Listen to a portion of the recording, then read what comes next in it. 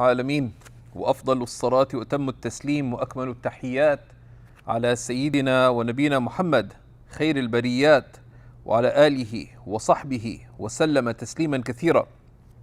اللهم فقهنا في الدين وعلمنا التأويل وألهمنا رشدنا يا رب العالمين. Alhamdulillah, in our lessons on the Tariqa al-Muhammadiyya, we are looking at the section on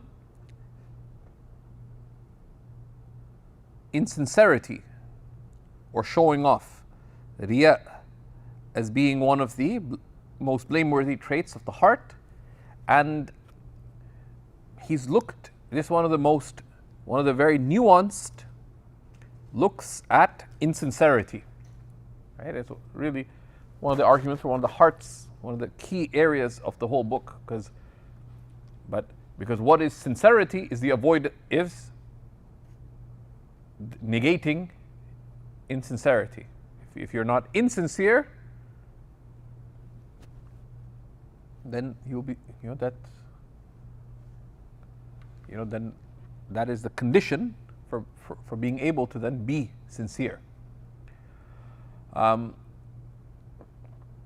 in the sixth section of the sixth of the seven investigations related to insincerity, we've been looking in a systematic way at the things that are between sincerity, insincerity, and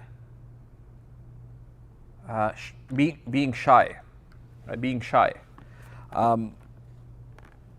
And this is where the shaitan comes in and confuses people. And we looked therefore at the nature of our thoughts and inspirations, the khawatir, and the tricks of the shaitan, right? And then we looked at how we begin applying that. So he tells us, rahimahullah ta'ala, وَمِن جُمْلَةِ مَكَايِدِ الشَّيْطَانِ, correct? And from the tricks of the devil, right? So this is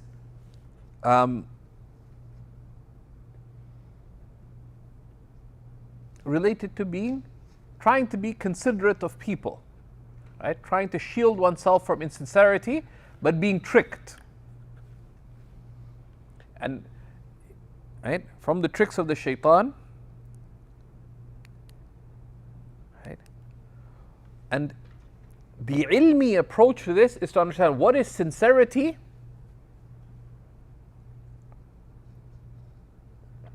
What is sincerity? Sincerity is when you act for the sake of Allah, right? Acting for the sake of people is insincerity, right? So we need to distinguish that what if you're doing an action that you do for the sake of Allah in front of people? The shaitan may say, look, you're doing it in front of people, don't do it. Why? Because they'll see you, they'll praise you. You shouldn't act for the sake of people. You shouldn't do something that people will praise you for, right? So he gives us clarification on this. He says, وَمِن جُمْلَةِ مَكَايِدِ الشَّيْطَانِ أَنَّ الرَّجُلَ قَدْ يَكُونُ لَهُ وِرْدٌ مُعَيَّنٌ كالصلاة الضحى والتهجد فيقع في قوم لا يفعلونهما فيتركهما خوفا من الرياء. Right? From the tricks of the shaitan is that a person may have a routine, a specific routine, such as the duha prayer, the midday prayer, or night vigil prayer, tahajjud. They do it invariably. Right? Let's say someone goes, they open their coffee shop. So usually they're the first person there. They open their coffee shop, then they go to the back and they do 4 rakahs of Salatul Duha, let's say. But that day, there's a whole school group that's come to learn about how to make coffee. So they're already there. To say, well, I don't want to show off. So or tahajjud, there you have guests staying with you. They don't want them to say, oh, he prays tahajjud, etc. So the person leaves this out of fear of showing off. Right? So one leaves these things out of fear of showing off. Right? Right? And the commentator gives a reasonable definition of what a wird is here. Right? In the commentary. Right? Right? Originally, it was used with respect to a portion of Quran that a person would recite regularly, but then it's used for any set routine of devotion, whether dhikr or prayer or Quran or knowledge, right? Right? And wird has a sense of continuity. Warada is that which comes, because you come to it regularly. The ulama sometimes define things by their consequent wisdom. So they say it's called wird, one, because you come to it consistent. That's the etymologically, that's the warada ala shay fahuwa wird, right? So because you come to it regularly, or it comes to you regularly. But they said it's taken from the notion that this is something you do consistently. It's named by its consequence of what comes to you from Allah subhanahu wa ta'ala of reward or spiritual benefits. Right? But also in classical Arabic, the wird was also used for water. Because what do you come to in the desert? What do you regularly need to go to in the desert? It's water. So insofar as you go to it regularly, that is your wird, but the water, it's also called is the wird, because that's what you go to. Right? And the wird is like that. Insofar as you do it regularly, it's your wird. But what you find at that is like that life-giving water. Right? And he explains that in the commentary briefly. Right? He says, لأنه يرد به على القلب ما يرد من الفيض, because there comes through it to the heart what comes of fayd, right? Of upswelling graces. وَلِارْتِوَاءِ الْقَلْبِ, and because the heart is quenched مِنْ عَطَشِ الْغَفْلَةِ, right? Right, from the thirst of heedlessness of Allah subhanahu wa ta'ala. That's a beautiful, that's a brief but really beautiful explanation. Okay, so one has a routine, one's amongst people, one leaves it out of fear of heedlessness. He says, فَهَذَا غَلَط.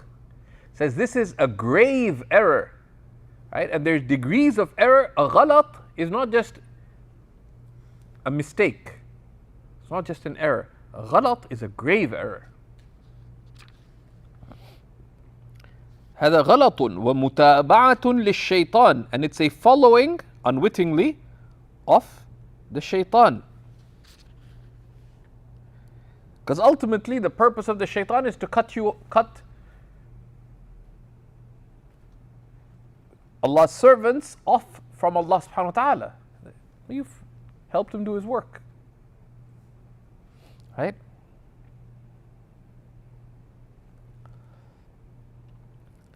Why? إذ مداومته السابقة دليل على الإخلاص, because the fact that you're doing it consistently before, it was a routine. And why were you doing it? For the sake of Allah. So why would you have done it now? The fact that you're doing it before is an indicator that you have intention. So therefore you should continue. And there the fear would be ignored. فمجرد وقوع خاطرة الرياء في القلب بلا اختيار وقبول ليس بضار. So the mere thought of insincerity or showing off occurring to the heart without your choosing and without your accepting and embracing this thought that, okay, let me, so because unless you embrace the thought or decide, okay, I'm going to do tahajjud, I'm not just going to do it in my room. Let me pray in the landing by their bedroom. I'll recite in a loud whisper. So now that's the showing off. It's not the fact that you did the tahajjud, but the fact that you did it to show them. That's where the error is. Right? وَلَا يَخِلُّ بِالْإِخْلَاصِ. And these thoughts don't affect your sincerity. فَتَرْكُ الْعَمَلِ لِأَجْلِهِ مُوَافَقَةٌ لِلشَّيْطَانِ وَتَحْصِيلٌ لِغَرَضِهِ. So leaving actions because of such thoughts is being in accordance with the shaitan and a fulfillment of his aim, which is to turn Allah's servants away from Allah subhanahu wa ta'ala. Right? And so one of the things to look at, the default is, that's why we say al-aslu fil ashya' bi manzilati al-yaqeen. The basis of anything is like your operational certainty. So when you have a wird, a spiritual routine, the basis is that you're doing it for Allah, because that's why you do an act of devotion, right? So that's your operational certainty. وَالْيَقِينُ الْأَصْلِ لَا يُتْرَكْ لِلشَّكِّ الْعَارِضِ. One's operational certainty is not left due to a contingent doubt or a contingent possibility. Rather, one continues. Right? So one does not leave one's routines because of people, nor because of fear of insincerity. Rather, one renews and refreshes one's intention and continues one's routine. If you want to be extra careful, stick with it, but do it in a manner that is more discreet. Right? But you do it. So let's say, you act on the sunnah of the Prophet ﷺ of looking at the sky, so you would open your balcony and look outside, but it'll make some noise. Just look from the window. Right? To look to the sky and recite the closing verses. So you do it, but you do it maybe with more discretion to avoid them knowing. Right? Okay. نعم عليه أن لا يزيد على المعتاد إن لم يجد باعثا دينيا. But yes, it's one's duty not to do more than what you routinely do unless you find a clear religious reason to do more. Right? So normally you do a lot of work and you're getting really exhausted. So your brother and his wife came over to help you out. So that day, you didn't have to make dinner and you didn't have to clean up. So you went to sleep much earlier. So you woke up earlier than normal for tahajjud. So you're doing more, not because of them, but because of a clear reason. I have more time. I got enough rest. But there again, one check. The basis is one sticks. And that's why we talked about sidq. Now, one of the things that help preserve ikhlas, sincerity, is sidq. And part of sidq is that you make your practice consistent. What you do publicly is what you do privately. And what you do privately is what you do publicly. That's why having spiritual routines helps with sincerity. Because you set a schedule for the sake of Allah, and you set habits for the sake of Allah, and you stick with them. regardless of circumstance. But then if you find and that's one. And number two, that any time circumstances would affect the habit, you renew your intention. You stick with what you do, but just renew your intention. And if you have fears of conceit creeping in, for example, etc., then ask Allah for protection. Right?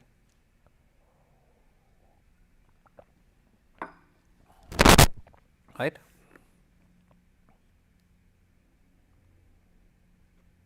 Right? وقد يتركهما لا خوفا من الرياء بل خوفا من أن ينسب إلى الرياء.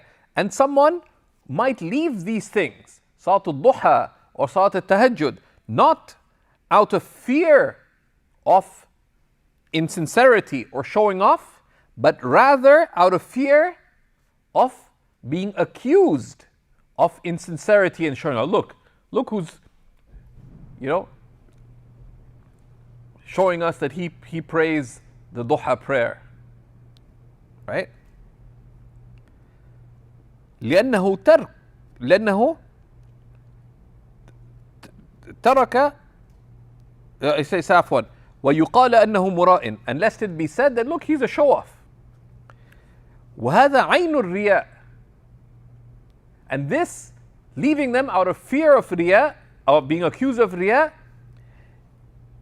or fear of being called a show off, this doing so would be riya itself. Why? لأنه ترك خوفا من سقوط منزلته عندهم. So this would be insincerity and showing off itself. Because you left an action for the sake of other than Allah. Because what is sincerity? Is to act for Allah. Sincerity is to act for Allah. Insincerity is to act for other than Allah. And from your actions, and akin to your actions, is the tark. Why did you leave that action? Did you leave it for Allah? That's a sincere leaving. If you left it for the sake of people, that's insincerity. Because the leaving is akin to an action. And if you left it for other than Allah, that's insincerity. وَفِيهِ أَيْضًا سُوءُ الظَّنِّ بِالْمُسْلِمِينَ. And there's another harm. That you're thinking ill of others. Whereas you're obligated to think well of them, but to have caution and discretion. To have caution and discretion. Mudara. Right? And Allah tells us, إِنَّ بَعْضَ الظَّنِّ إِثْمٍ, that truly much ill opinion is sinful. وقد يوقع الشيطان في قلبه أن يترك لأجل صيانتهم عن معصية الغيبة لا للفرار من ذمهم. And the shaitan could make you think that, you know what, let me leave it so that they don't fall into the sin of backbiting me. The shaitan is a philosopher, right? And he plays with students of knowledge and people with some religious understanding on the basis of their religious understanding. But that's due to shallow religious understanding with lack of consideration. Not out of fleeing their censure. وَسُقُوطِ مَنْزِلَتِهِ عِنْدَهُمْ. And not out of fear of losing respect with them.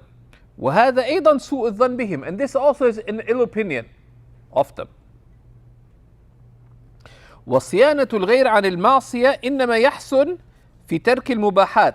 And guarding others from backbiting, from protecting others from sin, is only good insofar as it relates to leaving permitted things,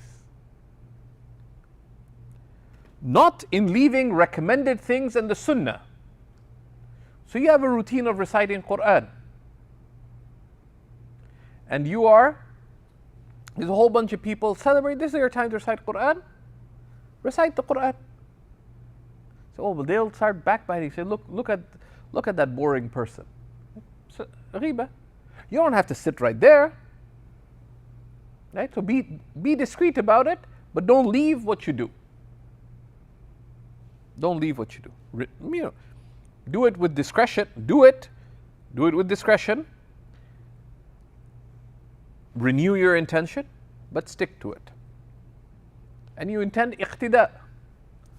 That, if you fear in public, right? وَجَعَلْنَا لِلْمُتَّقِينَ, if something good, ask Allah for sincerity and intend that to inspire others to the good.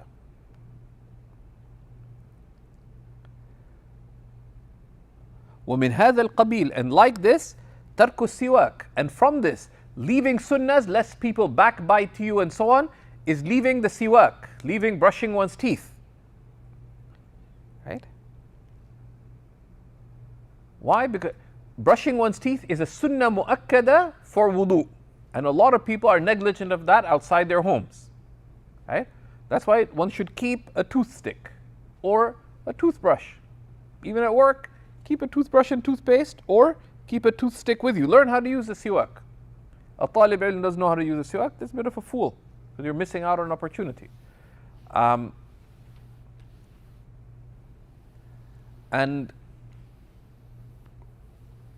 you don't have to put a big show about it, right? And if you don't have it, you use your fingers, but you do it. Tashwis, right? To use your fingers.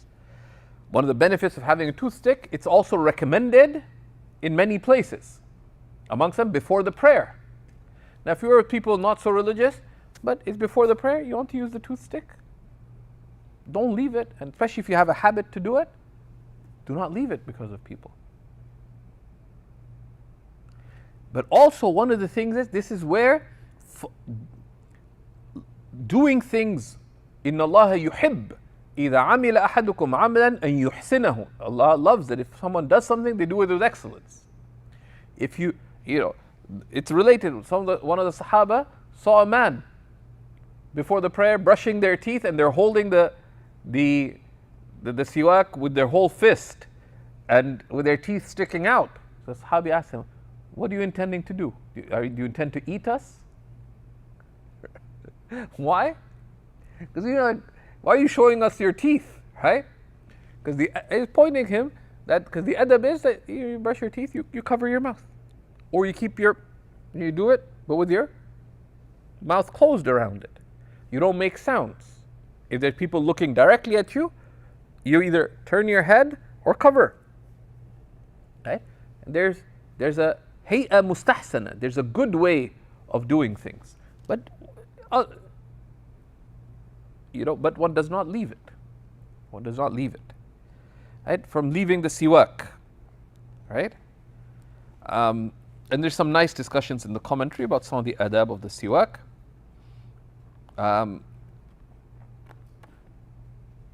And like that, the taylasan, right? And the taylasan is when you put like a scarf or a shawl above your head and drape it down. And there's various ways you can do that. It's from the sunnah of the Prophet ﷺ. You know how some of the ulama, they put their shawl or scarf above their head. There's several ways of doing it, right? You either drape it down or you put it around, right? Someone does that, right? Does that. It's very dignified, it's very noble. And in cold months, it's also keeps warm. In summer months, that covering is a full body, is an upper body sunscreen. And in winter, it also keeps you warm, keeps you wrapped up. But you do it, you leave it because of people. Or, that's in the old days. It was considered from the dress of the righteous. Now, if you do it because you want to now they've asked me to read Quran at the opening of the event, how do I impress? I say, well, let me put on a turban today to impress. That's insincerity. I'll put the turban and this time, because a big event. That's questionable, right? From that is, for example, taking off wearing a cap for the sake of people. That's because it's a sunnah. It's a sunnah. Now, if you do it seeking the pleasure of Allah subhanahu wa ta'ala out of discretion, that's a separate matter. That's a separate matter. But the asl is that you stick to your religious practice, to your devotional practice, and you stick to both the sunnahs of guidance and also the sunnahs of habits. That's the asl. If contingently left, then one makes an intention for the sake of Allah, that one's being discreet of circumstance for the sake of Allah subhanahu wa ta'ala. But the asl is to stick with it, right? Right? Right? And from that would be not wearing a cap just because of people. If one doesn't wear it out of circumstance, and there are some of the ulama, and in Damascus, for example, because very complicated society, because a very strong secular educated class. And the ulama operated differently. Some would dress exactly the same wherever they were. Right? One of the mashaykh, we were discussing a very sensitive issue. Well, he opened it, asked me first. I'm the youngest, one of the youngest people here. Begin with those older. I said, no, you start. I said, no, please. And I said, Sayyidi, why don't you ask the person on your right? So one of the ulama, he said, well, I'd go to such a place, but not in my imamah, not in my turban. So the shaykh who asked the question said, wherever I go, my turban goes, and wherever my turban can't go, I don't go. So it's a beautiful concept, right? But there's others who are discreet for Allah, right? Who are discreet for Allah, and there are ulama who do that, right? But that's khilaf al-asl. That is contrary to the asl, but one makes an intention. So some of them, depending on the context, they would dress according to what is entailed by the context, making their intention for the sake of Allah subhanahu wa ta'ala. Right? So they're in an academic setting, they may be wearing suit and tie and without their cap. In other contexts, they may be wearing just a cap. In other, they'd be wearing fuller religious attire, etc., depending on context. And there's a reason for that. But one has to be very careful with intention in such things. And then he tells us, وَالْمَشِي حَافِيًا, or walking barefoot. Why is this? Why could this be from, right? Or not walking barefoot? And he'll have more to say about walking barefoot. Barefoot is from the sunnahs of habit of the Prophet ﷺ. So let's say once in a while you walk barefoot. In your backyard, you walk barefoot. There's actually many benefits to walking barefoot. Now, it's not from the sunnahs of guidance of the Prophet ﷺ. It's not intrinsically recommended, but it is something the Prophet ﷺ did. Everything the Prophet ﷺ did is of benefit, whether we understand it or not. Right? In تُطِيعُوهُ تَهْتَدُوا. Right? If you follow him, you will be guided. Ultimately to Allah subhanahu wa ta'ala, to next worldly good. You're obviously guided to worldly good, whether you realize it or not.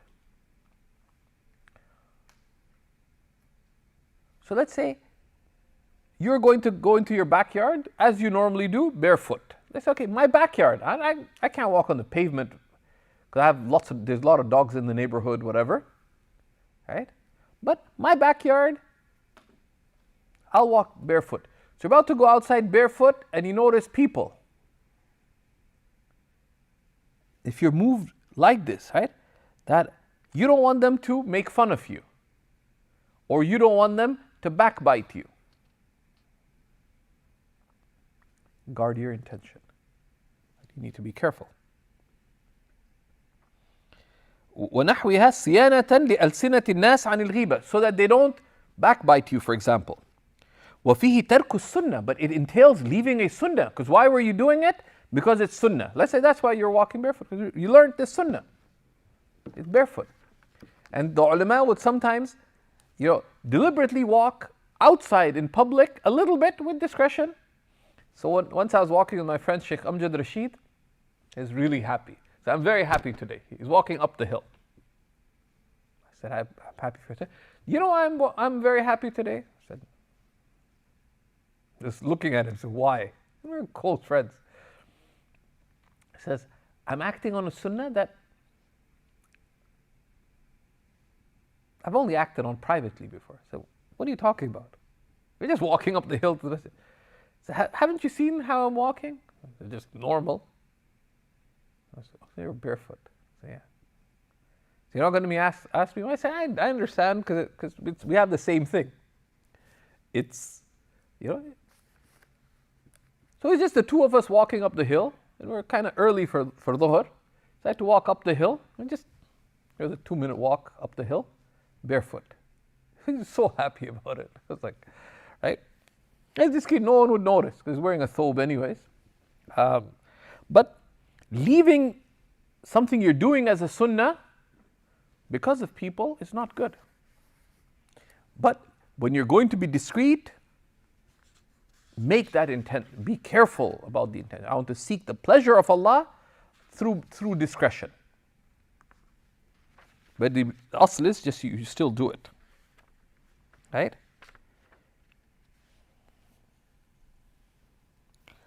So, and there's many harms in leaving these kinds of, and from that he also said, or riding a donkey, which is not that practical in our times, right? So it entails leaving the sunnah, number one, if you're doing it as a sunnah. Number two, بل استحسانه, but rather deeming good to leave the sunnah, right? And we shouldn't deem any. Why you don't just cover your head just like that. We don't cover our head just because we're praying. We don't just cover our head because we're amongst the Muslims. We cover our head because sunnah of Rasulullah sallallahu alaihi wasallam. Right?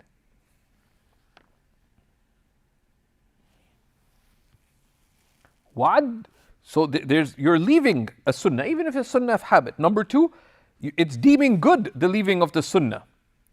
Number three, وَعَدُّهَا عِيبًا وَنَقْصًا. And as if you're saying that the sunnah is a aib, it's somehow a defect or a shortcoming. وهذه الأشياء تكفي لزجر العاقل. These three considerations are enough to cause a person of intellect to take heed and warning. Zajr is a warning from which one takes heed. مع أن الأغلب أن تركه ناشئ عن الرياء.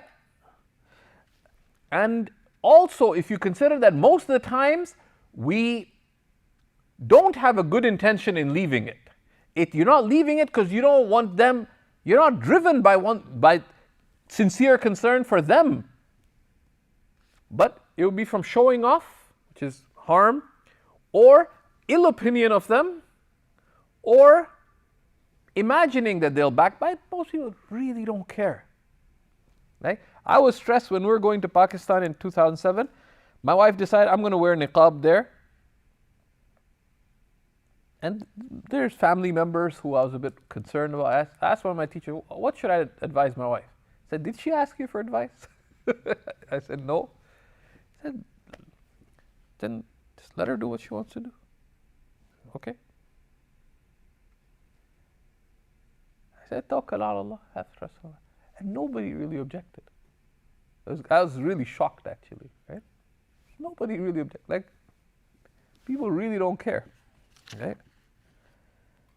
And if they do, you can encompass them through good character. Right? Right? And also, وَقَوْلُهُ نَاشِئْ مِنَ الرِّيَاءِ وَقَوْلِهِ, and it arises, وَقَوْلُهُ كَذِبٌ وَنِفَاقٌ. And you have to realize that the words of the shaitan are a lie and hypocrisy. فَنَعُوذُ بِاللَّهِ تَعَالَى مِنْهَا. So we seek Allah's refuge from this. Right? And we seek Allah's refuge from this. And I apologize, I'm going to stop here today because there's a little bit of an emergency I have to handle, inshallah. I apologize. But this is an important aspect, that leaving an action, right, because of people, right? So one is, if you have a routine of devotion that you do, don't leave it because of people. Rather, renew your intention, be discreet about it where you can, but even if you can't be discreet, right? Normally, you drive to work, and on the drive to work, or let's say normally you are driven to work, right? So you recite the Quran. Today you're taking the bus, and everyone sitting around you is Muslim. You don't want them to realize that you're trying to be some kind of pious guy. You're not trying to be pious, you're trying to seek the pleasure of Allah by doing your routine. You wouldn't leave it, right? Likewise, if you have sunnahs that you do, don't leave them, even if they be sunnahs of habit, right? Rather, if you establish a practice that you do, let alone it be something that's specifically sunnah, like the siwak, which is specifically, right? For wudu, it's sunnah mu'akkada. Outside of wudu, it's recommended. Right? So let's say you go up to stage, ask you to recite the Quran. You realize I didn't use the siwak. It's recommended before reciting the Quran. Like, who does he think it is? Now, it's, you can be discreet. Do it where you can be discreet. You came onto the stage, you could just 1 second. You can go, just brush your teeth, come back. They're not going to start the event without you. So be discreet. But do it. The world's not going to stop. Okay? And likewise with these other things, do it with discretion. Right? If you do leave it, make an intention, make an intention, right? And we'll look further at discretion later, because discretion is how you uphold the sunnah. And one of the things with discretion is we consult about how to be discreet, right? Because certain sunnahs of habit, there is a proviso, certain sunnahs of habit, how one applies them, particularly when those sunnahs are distant from people, then one has to be careful, but one intends to follow the sunnah of discretion there. And the safety there is to consult.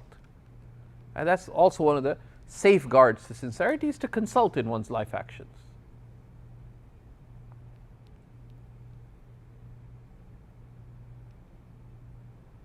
Okay, so I have to run. We're going to stop here and continue this investigation. There's a lot to think about. وصلى الله على سيدنا محمد وعلى آله